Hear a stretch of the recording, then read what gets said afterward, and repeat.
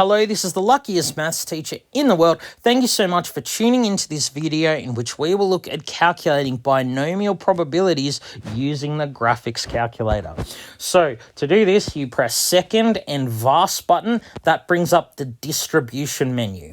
And on the list, you should have binomial PDF. It's option A in mine. You know, it goes 0 to 9, and then option A is binomial PDF. So you click on that, and that will bring up this menu, and that's what we're going to use to calculate binomial probabilities. So let's practice on this. Randomly pick 20 cards from a deck, one after the other with replacement. What's the probability? I will pick exactly 5 hearts.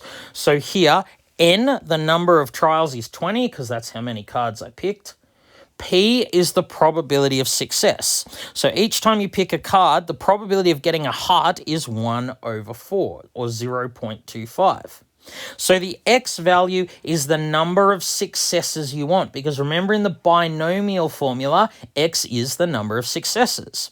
So I want to pick exactly 5 hearts. So the X value is 5.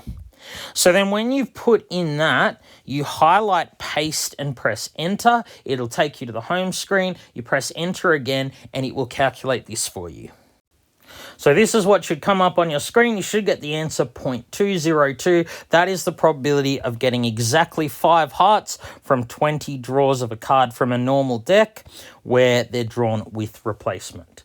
So just so you know, PDF stands for probability density function, and that's the function being used by the calculator to calculate this.